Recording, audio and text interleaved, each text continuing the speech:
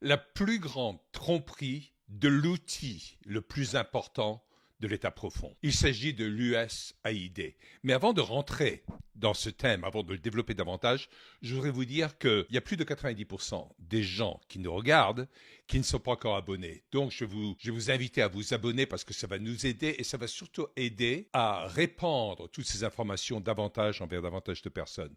Donc, je compte sur vous pour le faire. Maintenant, rentrons dans tout ce qu'est ce USAID. Aux États-Unis, c'est en train de défrayer les chroniques. Tout le monde en parle. Pourquoi? Parce que c'est en train d'ébranler l'État profond d'une façon où rien ne l'a encore ébranlé. Avant, il y avait toujours différents niveaux de protection, etc. Mais là, ça y va.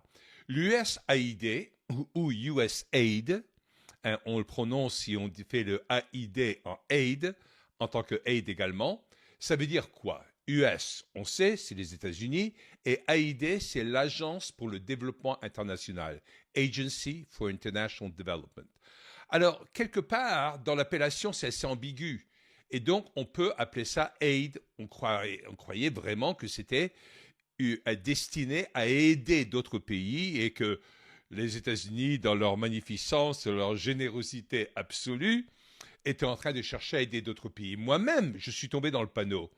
Parce qu'il y a un bon bout de temps, pendant que je faisais mes études universitaires, où j'étais juste entre les États-Unis et la France, j'avais déjà fait plusieurs années aux États-Unis, et là, au bout d'un an d'études supérieures en France, où j'avais fait des cours à Sciences Po, à l'école pratique des hautes études, qui ensuite s'est transformée dans l'école des hautes études en sciences sociales, je me suis retrouvé à postuler pour un poste pour pouvoir travailler en été et gagner de l'argent. Et j'ai très bien gagné ma vie pendant cet été-là parce que j'étais accepté dans le fait d'être interprète diplomatique et c'est quelque chose qui dépendait du département d'État. Le département d'État en Amérique, c'est un peu comme le ministère des Affaires étrangères.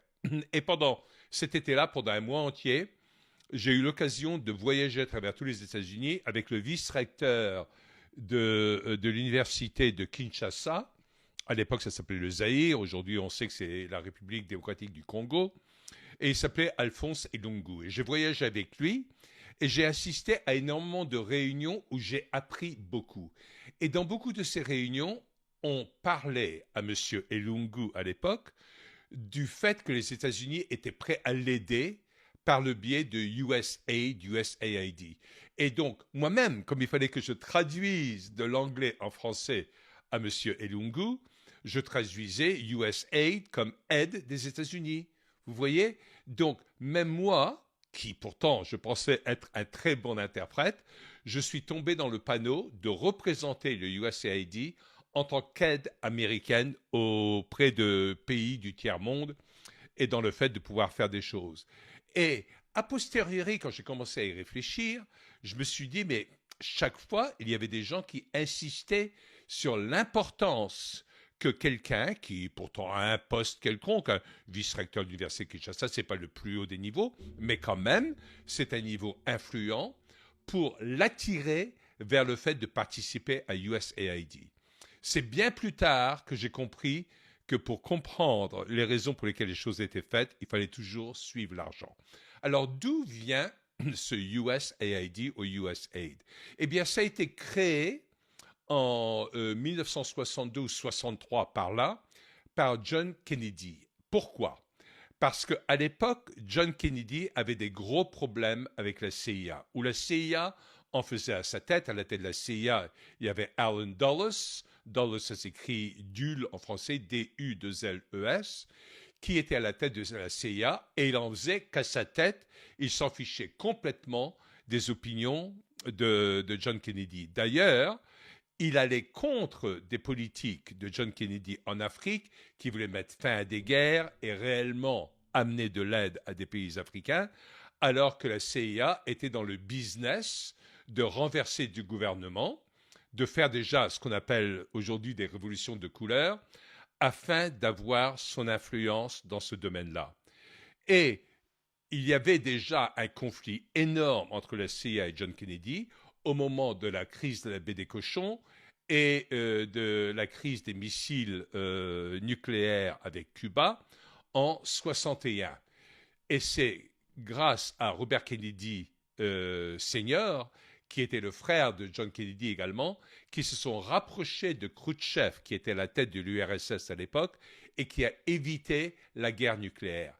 Et dans ce contexte-là, Kennedy voulait une réduction des armes nucléaires d'une façon générale. Et il avait promis à Khrouchtchev qu'il allait faire tout son possible pour que les États-Unis utilisent de leur influence pour réduire la croissance nucléaire à travers le monde entier. Et donc, John Kennedy, avait fait pression sur Israël à l'époque pour que Israël ne poursuive pas son développement nucléaire. Il avait parlé à Ben Gurion à l'époque, qui était à la tête d'Israël, pour que ceci se passe, mais Israël était contre. Et Israël ne voulait pas avancer dans le sens de Kennedy. Et Israël était soutenu par la CIA à l'époque. Et ce conflit s'est fait juste vers le mois de mai 1963. Souvenez-vous que c'est au mois de novembre, 6 mois plus tard, que Kennedy a été éliminé. Est-ce que c'était lié ou pas? J'en sais rien. Mais Kennedy, à l'époque, avait décidé de créer les USAID pour que ça aille à l'encontre de la CIA, pour qu'en fin de compte, ça soit quelque chose de bénéfique au monde entier et que ça continue de cette façon-là. Mais très rapidement, avec la disparition de Kennedy 6 mois plus tard, que Israël était mêlé ou ça, on n'en sait rien, mais à chacun d'en tirer des conclusions, d'un seul coup, on a commencé à changer le USAID, où c'est tombé complètement sous l'emprise de la CIA. Moi, j'ai découvert le USAID 10 ans plus tard, lors de ce que je vous disais que je faisais en tant qu'interprète diplomatique, où j'ai entendu parler complètement. Aujourd'hui, avec DOGE, qui est le département pour créer une efficacité gouvernementale pour réduire des coûts non nécessaires aux États-Unis, on sait que le USAID n'était rien d'autre qu'une opération de blanchiment d'argent. En anglais même, au lieu de parler de blanchiment d'argent, on dit de lessivage, parce que essentiellement, on lessivait tout pour ne laisser pas de traces et pour que ça passe de cette façon-là. Et il se trouve qu'au fil des dernières décennies, on a découvert que les démocrates étaient les premiers à bénéficier de tout ça, parce que pour les démocrates, il y a 97% des dons qui allaient vers le USAID et qui profitaient également des dons de l'USAID, parce que ça va dans les deux sens, vous allez comprendre dans quelques instants pourquoi, je vais élaborer là-dessus. Ça allait dans la participation des démocrates. Il faut comprendre que le budget général de l'intelligence, ce qu'on appelle l'intelligence, c'est l'espionnage et tout ça, etc., aux États-Unis, c'est de 70 milliards de dollars, ce qui n'est pas une somme négligeable, 70 milliards de dollars. Et là-dedans, il y a la CIA, mais il y a également le USAID. Et le USAID représente entre 45 à 50 milliards de dollars sur les 70 milliards. Et ce qu'il y a, c'est que même la CIA est obligée de justifier de certaines de ses dépenses, alors que le USAID, il y a toute une structure de dépenses cachées où on a mis des tas d'autres actions en avant, où les gens n'osent même pas y toucher parce que c'est comme s'ils touchaient à la retraite de mémé. Hein, parce qu'on dit USAID fait tellement de bien à travers le monde qu'on ne peut même pas en discuter. Donc, il y a un budget de 50 milliards de dollars dont on n'a pas besoin de justifier. Et là, récemment, Elon Musk a mis ses doigts là-dedans, il a mis ses yeux là-dedans, et il travaille avec toute une équipe, et il a commencé à faire le jour sur toutes les actions de l'USAID. Il faut comprendre l'importance de ce que c'est, parce que jusqu'à maintenant, on pensait que celui qui agissait le plus d'une façon cachée, c'était George Soros par le biais de son organisation qui s'appelle Open Society, que lui contribuait à des tas d'éléments cachés par un déguisement de philanthropie. Mais Soros par lui-même ne vaut que 40 milliards de dollars. Bon, on dit que, mais c'est pas ça, mais il vaut ça en tout. Alors que le budget de USAID est de 50 milliards par an. Et ça n'a pas besoin d'être justifié ni quoi que ce soit. Et alors que, bien sûr, Soros ne va pas dépenser tout ça de cette façon-là. On sait d'ailleurs que l'Open Society a été banni dans plusieurs pays dans le monde, dont la Russie, il y a déjà quelques décennies, et USAID, écoutez bien, ça sera à vous de tirer des conclusions de ça, a été banni et expulsé de Russie en 2012, juste à peu près le même moment où on a commencé à imposer des tas de sanctions sur la Russie. Est-ce que c'est le hasard? Vous savez, au bout d'un certain temps, il ne faut pas croire au hasard. 2 ans plus tard, il y avait une révolution de couleur avec la crise de Maïdan en Ukraine, où il y a eu un renversement du gouvernement. Et aujourd'hui, dans les données que trouve Elon Musk là-dedans, tout ça, ça a été financé par le USAID. Et le USAID a été derrière tout ce qu'on appelle les révolutions de couleur, qui sont des renversements de gouvernement. Les plus célèbres, dont moi j'avais entendu parler pendant un certain temps, c'était l'Égypte et ensuite récemment on a vu la Syrie. On connaît tous la Libye avec Kadhafi. Maintenant, on sait, tout le monde en parle, on sait que ça existait.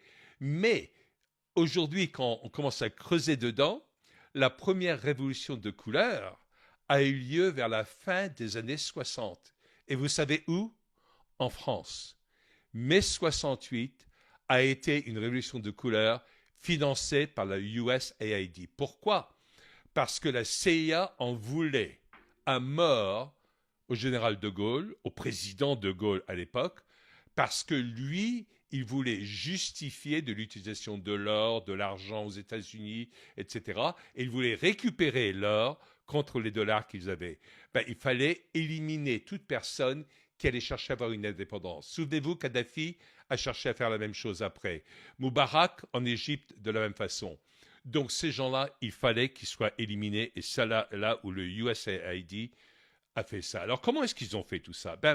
C'est une structure de corruption qui fonctionne par les ONG. Qu'est-ce que les ONG?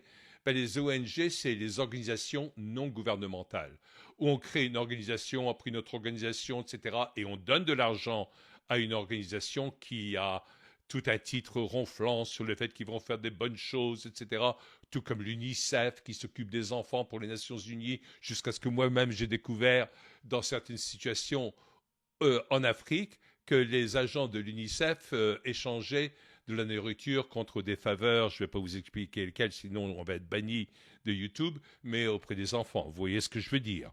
Bon, alors, là, dans cette structure, ça passait de ONG à ONG, à ONG, à ONG, et ensuite, on ne s'y retrouvait plus.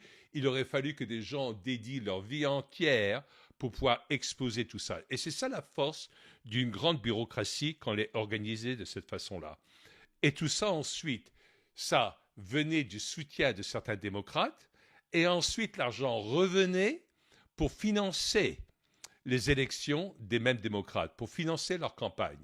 Mais c'est bien plus que seulement le financement des campagnes, parce que si on investit dans le fait que quelqu'un gagne, il faut en retirer quelque chose, mais il faut leur donner quelque chose en retour. Aujourd'hui, si on regarde des gens comme Ocasio-Cortez, qui est une des démocrates très de gauche et qui a été mis à cette place de la même façon que ce que faisait Klaus Schwab avec l'ordre mondial, là, avec tous leurs trucs, c'est qu'ils ont cherché à placer des jeunes intelligents dans cette position pour qu'eux commencent à représenter les intérêts de l'État profond ou des États profonds du monde. Et de cette façon-là, on allait pouvoir les canaliser. Mais il faut qu'ils gagnent, que ça soit gagnant-gagnant pour eux également. On découvre qu'il y a plein de démocrates, et même des républicains aussi, parce qu'il n'y a pas que des démocrates qui mouillent là-dedans, qui trempent la main dans tout ceci, et eux, ils reçoivent de l'argent en retour. On sait par exemple qu'un congressman, c'est-à-dire un député démocrate ou républicain, gagne environ 175 000 $ par an. Alors comment est-ce que ça se fait qu'au bout de 4 ans, ces gens-là peuvent se permettre d'acheter une maison, alors qu'ils n'avaient pas d'argent avant, qui vaut 3, 4, 5, 6 millions de dollars? D'où est venu cet argent? Par le biais d'autres organisations, ça revient, etc. Et tout ce qu'il faut, c'est identifier partout où il y a l'argent. Maintenant, si on veut identifier qui a intérêt là-dessus, il suffit de regarder tous les gens qui sont contre tout ce que Musk est en train de faire dans le fait de mettre de la lumière du jour sur les fonctionnements de l'USAID. Il y a même une étude qui a été faite par une organisation qui, avec le principe d'une caméra cachée, a interviewé des gens qui travaillaient directement et indirectement pour le USAID et ils ont dit c'est pas grave, nous on va s'enterrer, on va se mettre dans notre cocon à l'abri pendant 4 ans où Trump va être président et ensuite on va continuer à organiser nos trucs pour que la bureaucratie devienne de plus en plus grande, on va financer comme il faut, mais on ne va pas trop bouger et ensuite dès qu'il ne sera pas là, on va réapparaître et on est prêt à attendre parce qu'on ne va pas se débarrasser de nous si facilement que ça. Alors, que faire dans ce cas-là? L'explication de Musk est très intéressante. Il a dit il faut comprendre que si le gouvernement ou l'État profond est comme une pomme, ce n'est pas un verre qu'il y a dans une pomme. Parce que s'il y a un verre qu'il y a dans une pomme, on peut identifier le petit trou, le découper, retirer la partie avec le verre, et si on a réellement faim, on peut manger le reste de la pomme. Il dit c'est pas un verre qu'il y a dans une pomme. La pomme est truffée de verre. En fin de compte, dans un panier, on croit qu'il y a des pommes, il n'y a que des vers. Et Musk a même dit plus que ça, c'est comme s'il y avait un nid de vipères dans tout ceci, avec tout ce qui fonctionne contre nous de cette façon-là. Donc, qu'est-ce qu'il faut faire dans ce cas-là? Il faut couper la tête au serpent. Il faut éliminer l'activité entière pour qu'elle ne puisse pas survivre pendant un certain temps. Et si on élimine le truc entier, ça fonctionnera. C'est là où intervient quelqu'un comme Trump. Je disais dans la soirée électorale que Trump avait la richesse de pouvoir prendre des décisions rapides. Et s'il se trompe un peu, il peut les corriger.